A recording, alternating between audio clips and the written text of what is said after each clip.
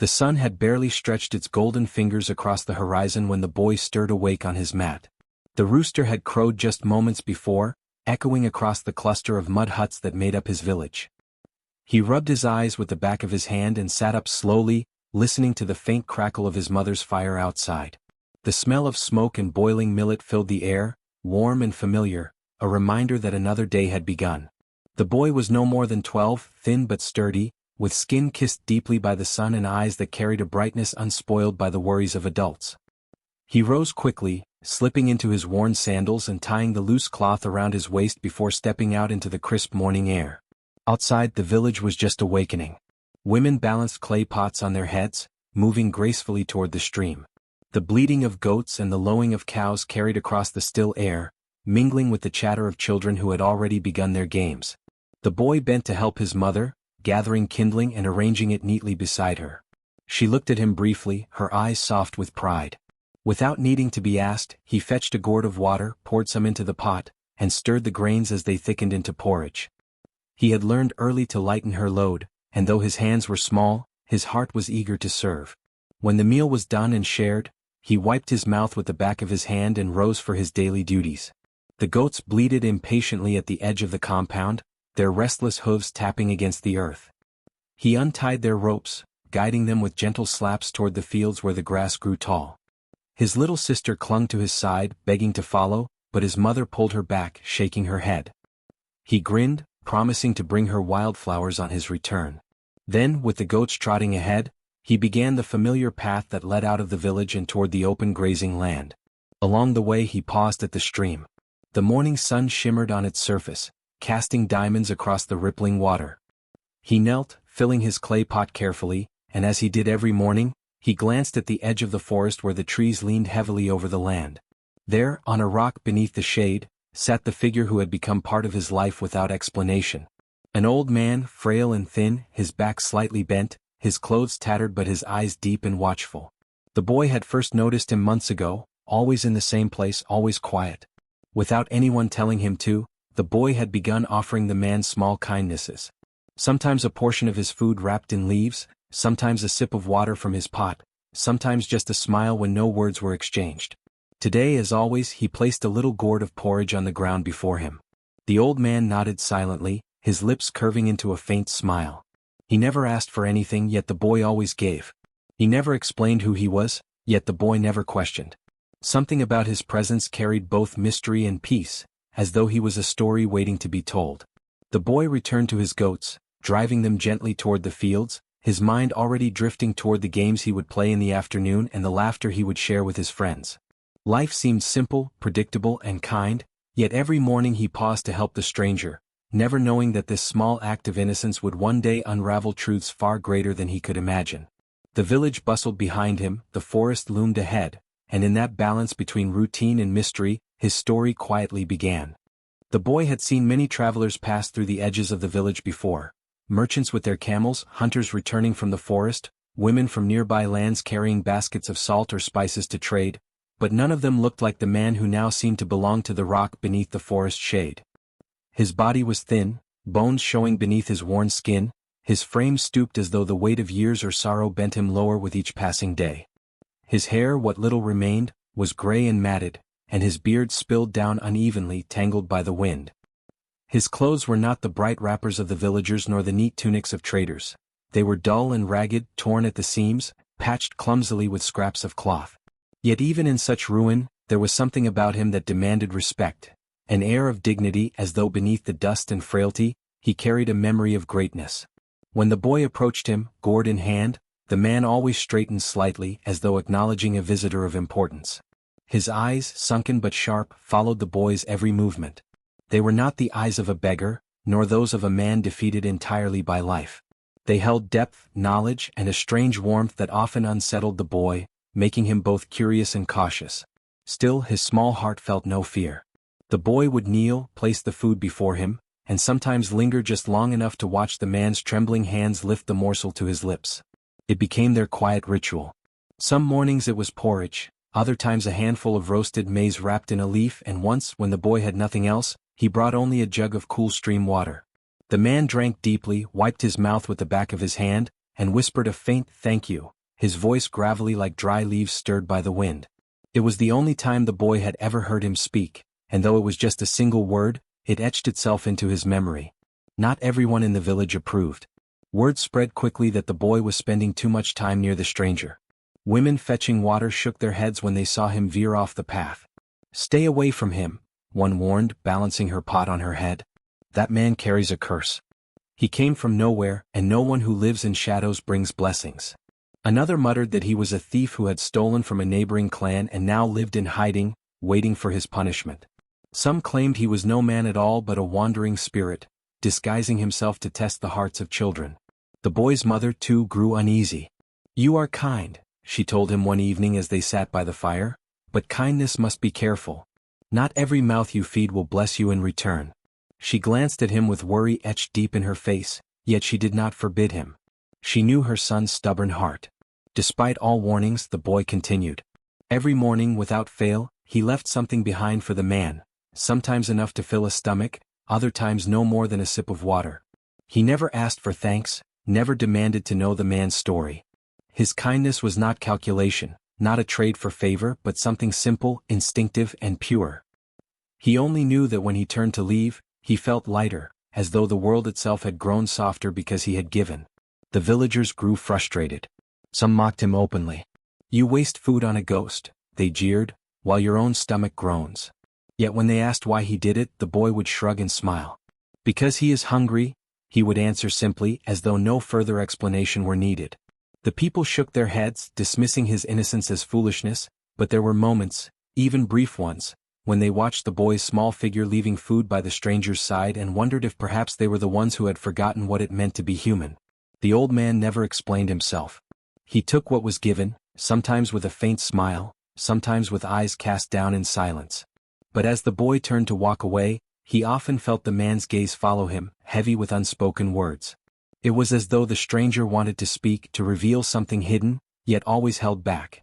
The mystery lingered in the air like the morning mist, and the boy, too young to demand answers, simply carried on, trusting that one day, kindness itself might reveal the truth.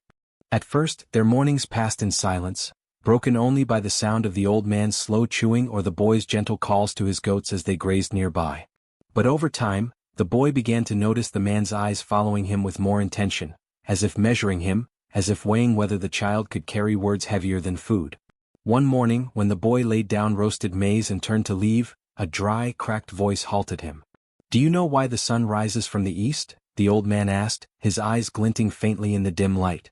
The boy froze, surprised to hear a full question. He shook his head, clutching the empty gourd against his chest. "Because it must remind us each day," the man continued, "that even endings have beginnings. When night is deepest, dawn is nearest." The boy smiled, not fully understanding but liking the sound of it. He nodded, then scampered back to his goats. That was the first of many words exchanged, and from that day forward, the silence between them slowly unraveled. The man began speaking in riddles and stories, short tales that seemed like fragments of a greater whole. He told of birds who carried fire in their wings, of rivers that remembered the footsteps of every traveler, of kings who disguised themselves as beggars to test the hearts of their people. Each story left the boy puzzled yet eager for more. He would return the next day, curious, his youthful mind brimming with questions he never dared to ask aloud. "Why do you tell me these things?" the boy finally asked one morning, crouching beside the man. The stranger's thin lips curved into the ghost of a smile. "Because a heart that gives deserves to grow wise. You feed my body, let me feed your mind." From then on their bond deepened. The boy began lingering longer each morning, letting the goats wander a little farther as he sat listening. Sometimes the man's voice grew strong and animated as he spoke of honor, bravery, and loyalty. At other times it dropped into hushed tones, heavy with sorrow, as though he were speaking not just to the boy, but to memories he could not let go. "Once, long ago," the man said one dawn, "there was a warrior who trusted the wrong friend. Betrayal cuts deeper than a spear, child. Remember that." The boy tilted his head, sensing more behind the words. "Did the warrior die?" The man's eyes clouded. "In some ways, yes. In others, he lived on. But he was never the same." The boy wanted to ask if that warrior was the old man himself, but something inside told him not to. He sensed that the stranger carried secrets like heavy stones in a basket, too many, too weighty to spill all at once. Instead, he listened quietly, his heart filling with respect and curiosity. The villagers noticed the boy's longer absences and whispered even more fiercely. Some warned that the old man was weaving spells into the child's ears, that soon he would be lured away into the forest forever. Others mocked him, calling him the ghost's pupil. Yet despite their suspicions, the boy felt no fear. Every word from the man seemed less like poison and more like medicine, nourishing his young spirit with lessons he would carry for life. "Why do you sit here alone?" the boy asked one evening as the sun dipped low and painted the trees in gold. The man did not answer at first. He gazed at the horizon, his frail body still against the fading light. Finally he said, "Because sometimes a man must lose everything before he remembers who he truly is." The boy frowned, puzzled. "But you are kind. Why would anyone want you to lose everything?" The man chuckled softly, though the sound carried more pain than mirth. "Kindness does not protect us from fate, child. Even the strongest tree can be struck by lightning." Though he dropped hints of a life beyond the rock, of battles fought and bonds broken, he never named himself, never explained his presence. The boy, in his innocence, accepted the half-truths and veiled wisdom without pressing for more.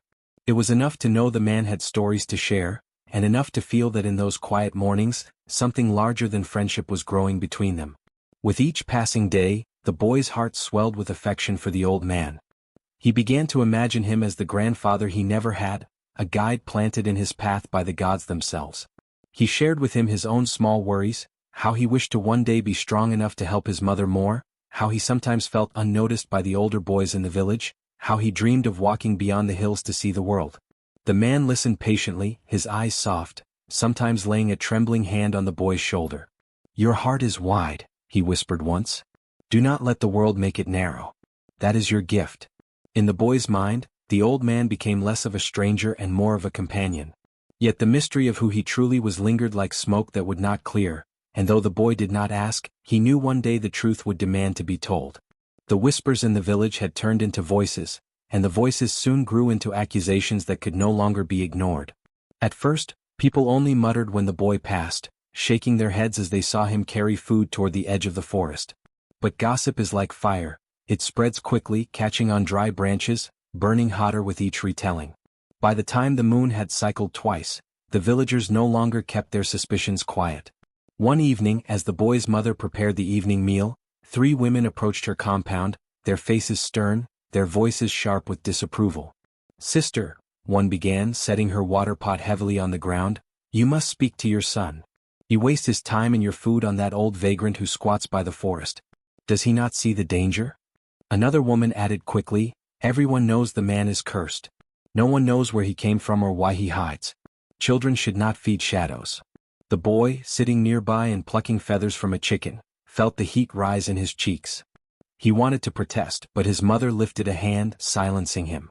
She thanked the women politely, though her jaw tightened with unease. It was not only the women who spoke. At the well the next morning the older men gathered, shaking their heads as the boy filled his gourd. One spat into the dust. "That child has no sense. Can't he see the man is an outcast? A thief, perhaps, who fled justice. One day his kindness will bring shame to this household." The boy lowered his eyes, gripping the gourd tightly, and walked away without replying. But the words clung to him like burrs, prickling with each step. That evening, his mother sat him down by the fire, her face lined with worry. The flames flickered in her eyes as she spoke softly but firmly. "My son, I know your heart is good. I know you cannot walk past hunger without sharing what little you have.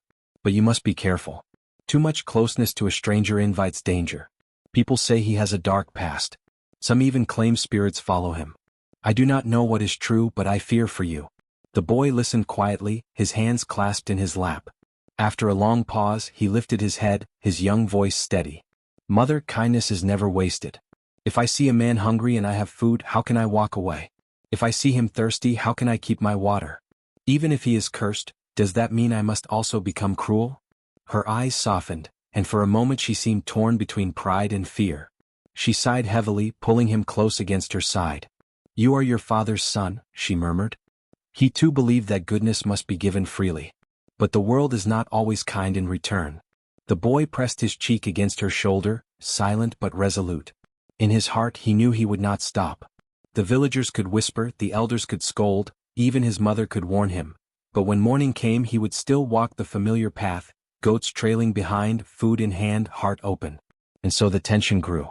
The villagers watched him with disapproving eyes, convinced that trouble would one day spring from the forest and swallow him whole. But the boy carried on, guided not by fear, but by the quiet certainty that what he did was right. In the shadows of suspicion, his bond with the old man only deepened, while the air of mystery thickened around them like a storm waiting to break. The days rolled by, but the talk in the village no longer sounded like harmless gossip. It had taken root, growing sharper and louder until even the boy could not pretend he did not hear it. Women carrying firewood paused when they saw him slip food into a small calabash and head for the path by the forest. They muttered behind his back, their words carried on the wind for all to hear. Some shook their heads, pitying his mother, while others raised their voices with scorn. By the time the goats returned from grazing one evening, his mother found 3 elders waiting in the compound. Their faces were stern, their staffs planted firmly in the red earth as though they had come to settle a matter of judgment. "Sister," one said to her, his tone heavy, "your son is straying into dangerous paths. We see him every morning giving food and water to that shadow of a man at the forest's edge. Do you not realize who that stranger might be?" His mother folded her hands before her, trying to remain respectful. "He is only a boy showing kindness. What harm can it bring?" The eldest elder tapped his staff impatiently. "Much harm. That man is not like us. He hides from the village, refuses to work, and lives only on scraps. Such a one is either running from shame or carrying a curse. Have you not wondered why no family claims him, why no clan welcomes him? He is an outcast, perhaps worse. If your son clings to him, the stain of his misfortune will fall upon this house." The boy, sitting in the corner with his younger sister, clenched his fists but kept silent as the men spoke. He felt the weight of their words, but something inside him resisted, stubborn as a stone in the riverbed. That night, when the visitors had left, his mother called him close to the fire. Her face was tired, her hands busy grinding maize, but her voice was low and full of worry. "My son, the village is watching us. They say the man you feed is dangerous, that he brings bad luck. I fear they may be right. You are too young to see the dangers in people's hearts. I beg you, stay away from him." The boy looked into the flames, silent for a long moment. Then he spoke, his voice quiet but firm. "Mother, if I see a man thirsty and I have water, should I let him suffer? If I see a man hungry and I have food, should I turn away? You always told me that kindness is the root of blessing. Can blessings turn into curses if we are true?" She sighed deeply, pressing her hand to her forehead. "You speak like your father once did. He too believed in giving without measure. But the world often punishes hearts that are too open." She reached for him, pulling him close as though trying to shield him from what she could not name. In the following days the whispers grew into mockery. Children jeered as he passed, calling him the ghost servant. Some men claimed the old stranger was once a thief who had stolen from neighboring villages, and that his disgrace had driven him into exile. Others swore they had seen him speaking to no one in the dead of night, as though communing with spirits. A few said he carried a curse that clung to anyone who drew too near. But none of it changed the boy's steps. Each morning, when the goats bleated for release, he filled a small calabash, tied it to his belt, and walked the familiar path toward the forest. He did not care if the villagers frowned. He did not care if his friends teased him.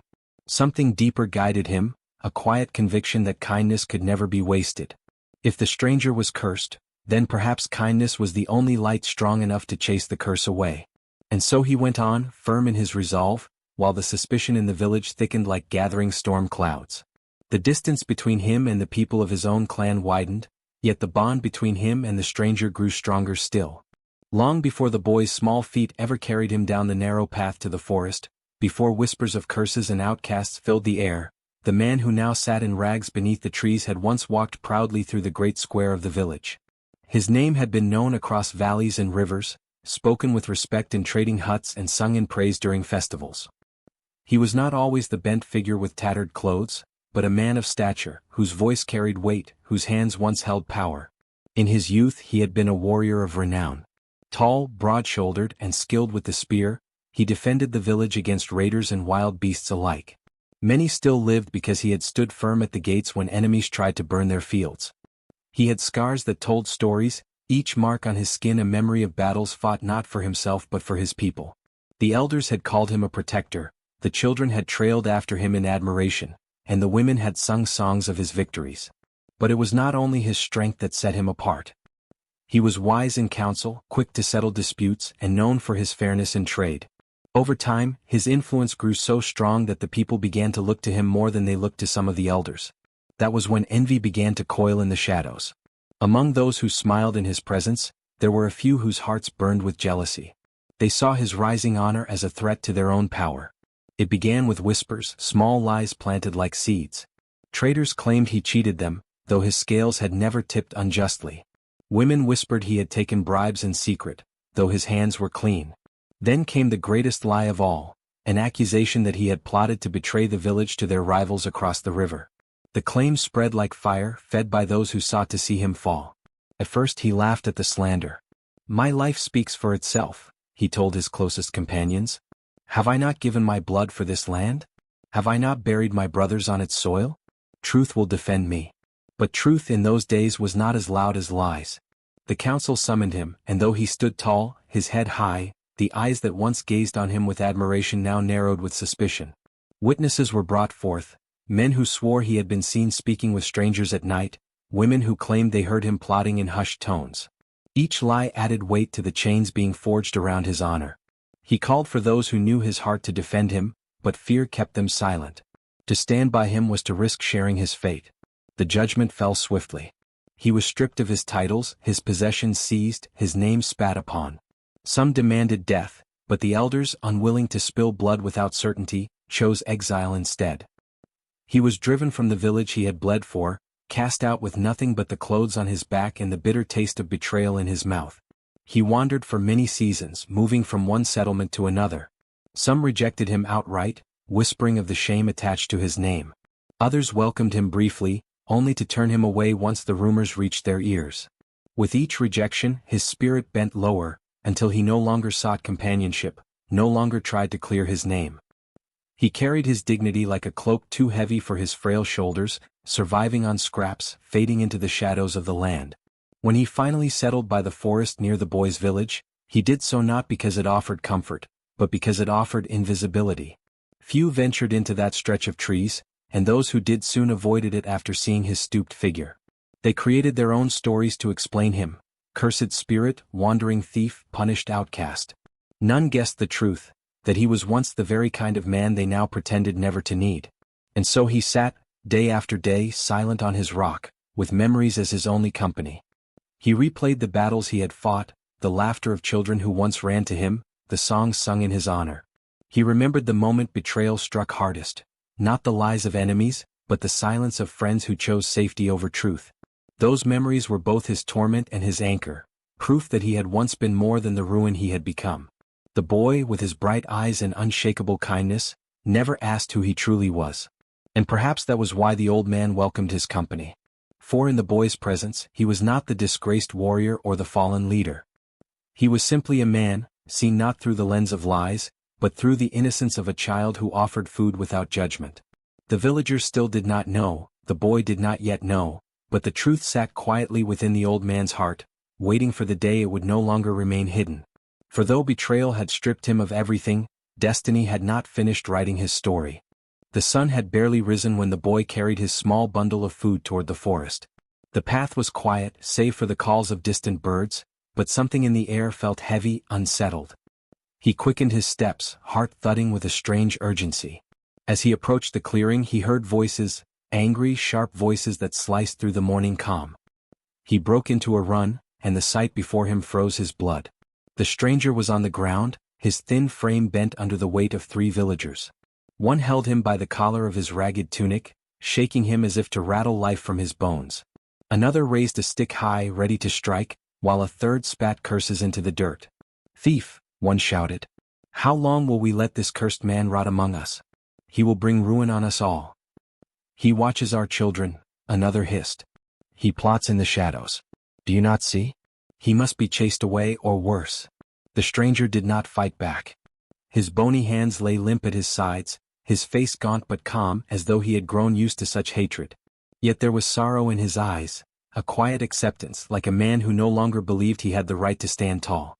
Before the stick could fall, the boy darted forward, throwing himself between the stranger and the villagers. His arms spread wide, his small body a shield. "Stop!" he cried, his voice cracking yet fierce. "Leave him alone." The men froze, startled by the suddenness of his defiance. "Boy, move aside," one barked. "You don't know who this man is. He is a danger." But the boy stood firm, shaking though he was. "He has never harmed me. He is not what you say. He is just a man, hungry, tired, and alone. If he were dangerous, would I still be here? Would I still sit with him every day?" The villagers exchanged uneasy glances. The boy's mother had warned him often, but none had expected him to challenge grown men so boldly. "You are blinded by pity," one muttered. "He will use you. He will betray you." "No," the boy shouted. His small fists clenched, his eyes burning. "Kindness is never wasted. If you beat him, you will have to beat me too." Silence fell. The villagers shifted, their anger faltering before the boy's courage. Slowly the stick lowered. The grip on the stranger's collar loosened. One by one they stepped back, muttering bitterly, their pride wounded by the sight of a child braver than themselves. When they finally left, the boy turned and knelt beside the stranger. His chest heaved with anger and fear, but his hands were gentle as he helped the old man sit upright. "Are you hurt?" he asked. For a long moment, the stranger did not answer. His thin shoulders trembled, and then, to the boy's astonishment, tears spilled down his weathered face. Not quiet tears, but deep sobs that shook his entire frame. The boy had never seen him cry before. The man who had always seemed carved from stone, who bore whispers and insults without flinching, now wept like a child. "I do not deserve this," the stranger choked out, voice breaking. "I do not deserve your loyalty." The boy reached out, awkward but sincere, resting a hand on his arm. "Everyone deserves kindness," he whispered. The stranger covered his face with both hands, his cries muffled, his body trembling. Years of bitterness, betrayal, and silence poured out in that moment. He wept not only for the cruelty of the villagers, but for the memory of a time when he too had been surrounded by loyalty, when honor had been his cloak. The boy sat beside him in silence, waiting, patient as the earth itself. He did not ask questions, did not demand explanations. He only stayed, his presence an anchor. When at last the stranger lowered his hands, his face was streaked with tears, but his eyes glistened with something the boy had never seen before: hope. "You are braver than men twice your age," he said softly, "and kinder than most who walk this earth." He hesitated, his voice trembling. "There are things you do not know about me, things I have hidden. Perhaps it is time you learned." The boy leaned closer, his heart quickening. He sensed the weight of the moment, as though the world itself held its breath. The truth was close, pressing at the edges of silence. The stranger's lips parted, but just then, the wind carried the sound of voices approaching, the villagers returning, or perhaps others drawn by the commotion. He stopped, swallowing the words. "Not now," he murmured, shaking his head. "But soon. You deserve to know." The boy nodded, though curiosity burned inside him. He had no fear, only trust. And as they sat together beneath the rising sun, the tension in the air deepened. For though the stranger's secret still lay hidden, the bond between them had reached a point of no return. The boy had chosen him, stood for him, and in that choice, destiny stirred. The village had been buzzing for days, preparing for the annual harvest festival. It was the one time of year when music carried through the night, drums thundered like heartbeats, and the scent of roasted maize and goat filled the air. Children decorated the trees with bright cloth, while elders prepared speeches to give thanks for the bounty of the land. But beneath the laughter and the rhythm of pounding pestles, an undercurrent of unease lingered. Whispers of the cursed stranger still flowed like a hidden stream through the people's conversations. Some said he had been seen lingering too close to the cattle pens. Others claimed he was casting shadows on the crops. Fear and suspicion clung to him, and though the boy's bravery had driven off an attack, many still regarded the old man as a danger waiting to strike. On the day of the festival, the entire village gathered in the central square. A great fire was lit in the middle, its flames reaching high, casting long dancing shadows on the carved wooden masks that decorated the council hut. Drums pounded in rhythm, women ululated, and the air was thick with excitement. Children darted between the adults, their laughter blending with the music. The boy stood with his mother near the front of the crowd, his heart light despite the dark glances some villagers still threw his way. His goats had been tied safely at home, and his stomach grumbled with the promise of food soon to be shared. Yet even amid the joy, his eyes wandered toward the edge of the crowd, where he saw him, the stranger. The old man stood slightly apart, his ragged tunic still clinging to his thin frame. Yet in the glow of the fire, There was something almost regal in the way he carried himself, a quiet dignity that no torn cloth could erase. His eyes flickered with both longing and pain as he watched the celebration he had been excluded from for so long. The drumming slowed as the elders stepped forward, preparing to speak blessings over the harvest. But before the eldest man could raise his staff, a commotion began at the back of the crowd. 3 men dragged forward the stranger, gripping his arms tightly. He did not resist, but his face was grim, his jaw set as if bracing for what was to come. "Why bring him here?" someone shouted. One of the men raised his voice. "Tonight, before the spirits of our ancestors, we must cleanse the village of curses. This man, this wanderer, has brought nothing but shadows. Let him stand before the fire and be judged."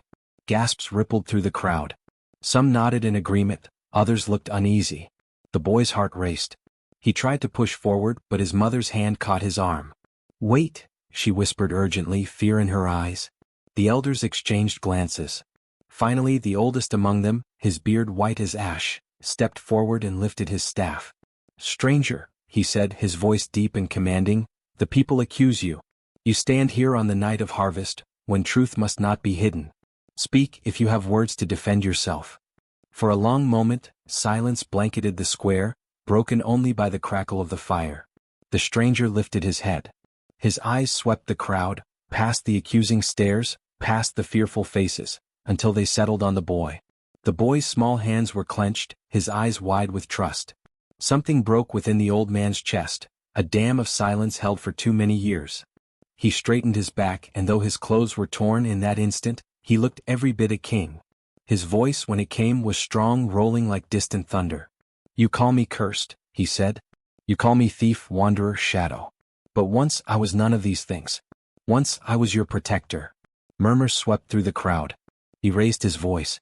"My name is Kato, son of Abedi. Years ago I stood where these elders now stand. I was your chief." Gasps erupted. Some covered their mouths. Others shook their heads in disbelief. "I led you in times of peace and times of war," he continued, his gaze steady. "I traded with distant lands. I gave my strength for this village. But envy and betrayal are sharper than spears. Those I trusted most robbed me of honor, spread lies, and cast me out. I wandered, stripped of name and place, while you forgot me." The boy's breath caught in his throat. Tiff. The man he had shared food with, the one villagers mocked, was once the most respected of them all. The villagers shifted uneasily. The elders exchanged nervous looks. A woman whispered, "Could it be true?" His eyes. "I remember those eyes from long ago." Kato's voice softened, breaking with emotion. "For years I lived in the shadows, waiting only for the mercy of death. But this boy," he turned, pointing toward the child who had defended him. "This boy gave me life again. With every morsel of food, every drop of water, he reminded me of who I once was. While others mocked, he honored me without knowing." The boy felt tears sting his eyes as the crowd's gaze shifted toward him.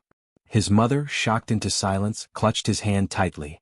Some villagers bowed their heads in shame, remembering the harsh words they had thrown. Others looked away, unable to meet Kato's gaze. The oldest elder raised his staff again, his voice trembling. "If this is true, if you are indeed Kato, then we have wronged you. And we have wronged this child, whose heart has been purer than all of ours." Silence fell once more.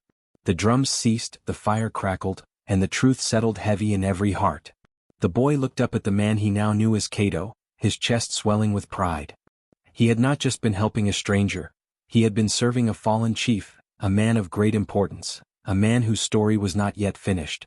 And the villagers, once so quick to scorn, now stood stunned before the revelation, their shame as bright as the flames that lit the night sky. The fire still burned in the village square long after the drums fell silent.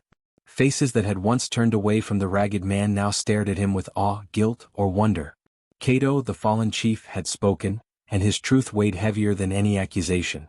Yet his eyes did not linger on the villagers. He turned to the boy, the one who had fed him when no one else would. Slowly he stepped forward, his frail body moving with effort but his bearing regal once more. The crowd parted, clearing a path between him and the boy. The child stood frozen, his heart hammering in his chest, his small hands clutching at his tunic as if unsure what to do. Kato stopped before him, lowering himself to one knee so their eyes met. His voice was soft now, stripped of thunder, but it carried clearly through the square. "My son," he said, "when the world had cast me aside, you saw me as a man. When hunger gnawed at me you shared your bread. When despair silenced me you gave me reason to speak again. For this I will never forget you." The boy's lips trembled. He wanted to say something but no words came. Instead he simply nodded, his eyes glistening. Kato reached into the folds of his worn tunic and pulled out a small object, wrapped in a strip of faded cloth. With careful hands, he unwrapped it to reveal a carved wooden pendant, worn smooth by years but still gleaming faintly in the firelight. The villagers gasped. It was the emblem of leadership, the symbol once worn by the chief. He placed it into the boy's palm, curling the small fingers around it. "This," Kato said, "is yours now. Not to wear but to remind you of what you carry within: courage, compassion, and honor. These are the true marks of a leader, greater than wealth or title." The boy stared at the pendant, awe swelling in his chest. The weight of it was small in his hand but enormous in meaning. Kato's eyes softened with pride. "Whether I live to see my honor restored or not, I know this: your kindness has planted a seed. One day, that seed will grow into something greater than either of us can imagine." A murmur swept through the crowd. Some villagers bowed their heads, ashamed of their cruelty. Others wept quietly, moved by the sight of the child's loyalty and the elder's blessing. The boy's mother, standing just behind him, pressed her hands to her mouth, torn between tears of pride and disbelief. The eldest of the council stepped forward, raising his staff. "We wronged you, Kato. And we wronged this child. May the spirits forgive us. From this night on, let it be known: kindness is not weakness, and those who give with pure hearts carry the strength of kings." The villagers echoed his words in murmurs, some reaching out to touch the boy's shoulder in quiet respect, others bowing toward Kato. The bitterness of suspicion was gone, replaced by a humbled awe. Kato rose slowly, leaning on his staff, his strength fading though his spirit blazed brighter than ever. He looked one last time at the boy and whispered, "Whatever path you walk, remember this night. Remember that a single act of kindness can change the course of destiny." The boy clutched the pendant tightly, his young heart swelling with a new sense of purpose. He did not know yet what the future would hold, whether Kato would stay to reclaim his place or wander on into the unknown. But he knew one thing: he would never again doubt the power of giving freely without question. And so, under the glow of the harvest fire, the village learned a lesson that would be told for generations: that a boy's small kindness had restored a man's dignity, and in return the man's blessing had lit a path for the boy's future. In the quiet that followed the festival, when the fires had dimmed and the drums had fallen silent, the village lay wrapped in a blanket of stillness. Only the stars remained awake, scattered across the dark sky like watchful eyes. And beneath them stood the boy, his small hand clutching the wooden pendant, his gaze fixed on the horizon. He was still the same child who woke with the dawn, fetched water, tended goats, and helped his mother. Yet something inside him had shifted, something invisible but unshakable. He no longer felt like just a boy. He felt as though the world had opened a door, whispering that his path would stretch far beyond the boundaries of his village.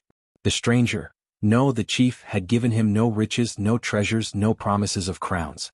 What he left instead was something far greater: the truth that kindness, given freely, had the power to shape destiny. The villagers who once mocked now watched him differently. Some carried shame in their eyes, others admiration, but none could deny the lesson written across their hearts. A small act of compassion had changed everything. And so the narrator's voice settles over the scene, gentle but firm, like wisdom carried on the wind. True kindness does not ask for reward. It does not measure what it gives or weigh what it might lose. It simply flows, like water to the thirsty, like bread to the hungry. And in that giving, it reveals what lies hidden in the heart, sometimes even destiny itself. The boy lifted his chin toward the horizon, the first light of dawn beginning to paint the sky. His journey was only beginning, and though he did not yet know where it would lead, he knew he would walk it with kindness as his guide.